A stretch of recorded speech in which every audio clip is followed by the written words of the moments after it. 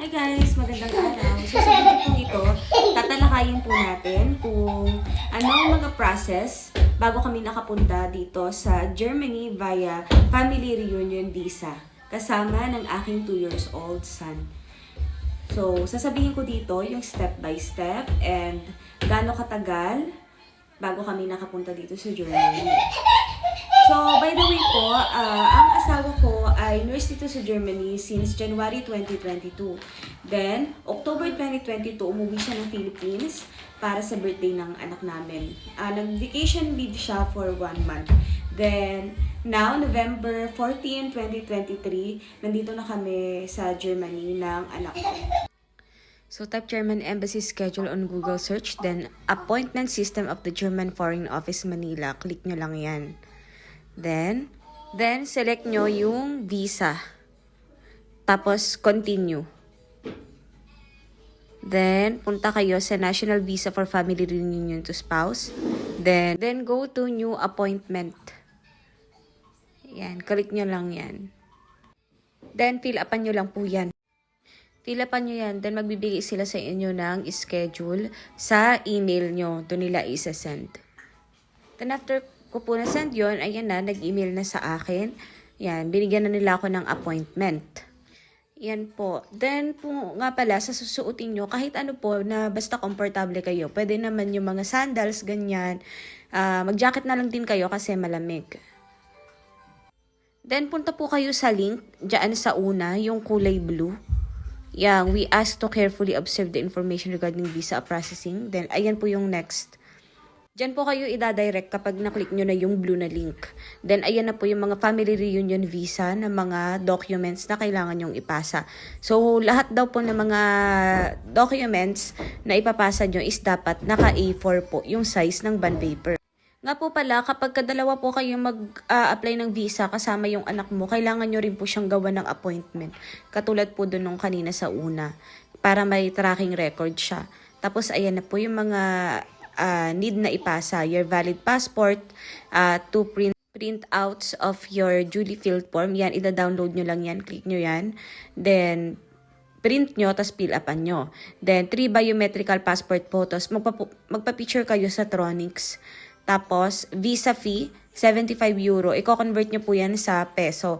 Depende po yan kung magkano yung amount ng euro ng araw na yon. Yun ang babayaran nyo. Dapat exact amount po yung ibibigay nyo sa kanila. Then, birth certificate po na PSA. Dapat. Then po, your marriage certificate kapag spouse kayo. Then, meron din po palang nakabukod na mga visa documents para naman sa anak nyo. I-search nyo lang din po dyan sa ano na yan. Lalabas po yung para sa anak nyo rin. Then po, PSA, Index Certificate or Advisory on Marriage po ang kailangan kapag kasal kayo sa Philippines. Madali lang po yan makuha. Punta lang po kayo ng PSA website. Then, orderin nyo po yung punta kayo sa Senomar. Pag kasal po kayo, hindi po Senomar ang ibibigay. Automatic po na ang ibibigay sa inyo is Advisory on Marriage. Ganun po siya. Kapag wala po kayong record ng kasal. So, much better na lang din, pumunta na lang kayo direct ng PSA. Punta kayo direct ng PSA if nalilito po kayo sa website nila. Pero po, yun nga po katulad ng sinabi ko, punta lang kayo ng website nila. Kapag kasal kayo, Advisory on Marriage ang ibibigay. Pero pag hindi, Senomar po. Then po, yung sa A1 certificate naman, hindi na po na-required sa akin since pasok po yung section permit ng asawa ko, which is nasa 18A po ata yung visa niya. Kaya no need na po ng A1 para sa akin. Tignan nyo na lang po dyan kung ano po yung permit section ng asawa nyo kung pasok po dyan para hindi na po kayo mag-A1. Kasi pwedeng naman po kayo mag-A1 dito sa may Germany kung gusto nyo na po agad makapunta dito. So sa case ko po, depende naman po kasi sa city kung nire-required pa nila ng red ribbon yung mga documents nyo. Sa akin, dito po kasi daw sa Solingen, hindi na po kailangan. So hindi na po ako nagpa-red ribbon ng mga documents. After ko po ng schedule sa embassy, napasa ko lahat ng documents, na-approve po ang aming visa noong October 24. Nag-email po ang Solingen Foreign Affairs sa asawa ko na approve na ang aming visa noong October 24, 2023. Samantalang ang schedule ko pa naman sa embassy is August 28, August 30. So, ang bilis lang po talaga. Imagine August, September, October, approve na po agad yung visa namin. November 2, nag-email po kami sa German Embassy sa update ng aming visa kung na-receive na po nila. Then, November 3 po, nag-reply po agad yung German Embassy na na-receive na nila at na-issue na po yung aming visa ng anak ko. Then, same day, November 3 po, nag-email po ulit sila na for delivery na po yung aming visa ng anak ko.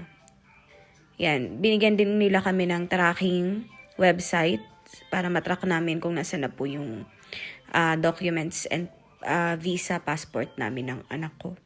So, sobrang bilis po niyan. Noong November 3 na nag-follow up kami, November 4 is for delivery na siya. Visa received na po, November 4. So, may visa na kami. And effective agad siya. Nag-book agad kami ng flight. So, pinili po namin is mag-flight agad kami ng November 13. Para November 14, nandito na po kami sa Germany. Then po, bumili po kami ng travel insurance. Actually guys, hindi na po yan hiningi ng immigration officer nung nasa airport kami. Pero guys, kailangan po yan. Mura lang naman yan. Diyan na lang kayo kumuha sa Pioneer. Kasi sa case namin, katulad niyan, nawala yung isa naming luggage. Talagang nawala po. So ngayon, nagpa-file kami ng claims para may makuha kami kahit papano.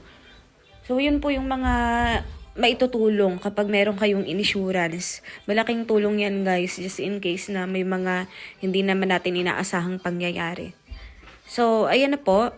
Ayan na, may boarding pass na kami ng anak ko. Pagdating ko po sa NAIA Terminal 1, since mag-isa lang ako and may toddler akong kasama, nagpatulong po ako. Then, wala daw po kasing priority lane. So, pipila pa rin ako. Ang in-advise nila sa akin is kumuha ako ng wheelchair. Kaya kumuha po ako ng wheelchair dyan. Nagbigay na lang ako ng tip. In-assist po ako nun hanggang sa makarating ako sa plane. Nagbigay na lang po kayo ng tip. Napakalaking tulong po niyan, lalo na pag may toddler kayong kasama and mag-isa kayo. Sobrang hirap. May mga bit-bit ka pa na mga hand carry na bags. So, mas maganda po na maghumingi na lang kayo ng tulong kahit magbigay na lang po kayo ng tip. Nga pala guys, kailangan nyo rin po ng magdala ng extra money na peso para sa tax.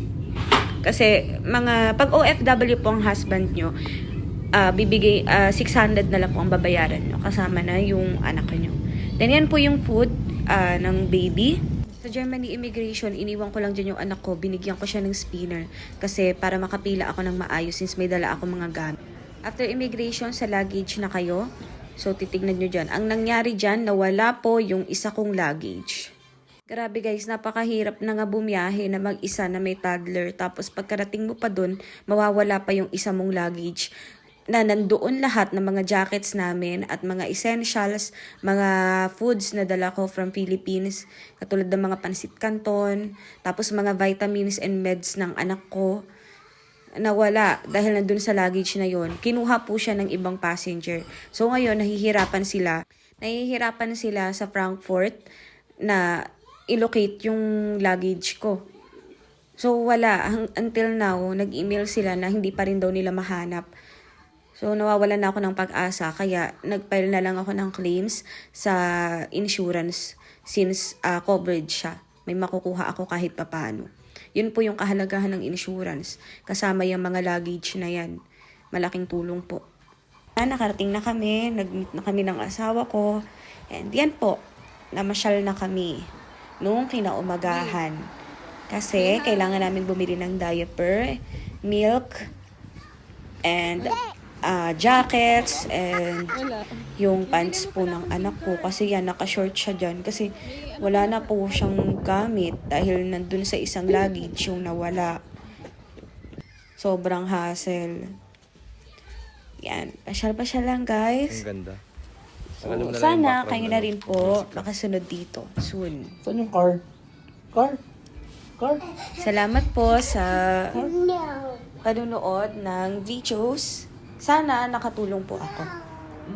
Car. Car. Saan yung car? Car? Saan ang car? Car.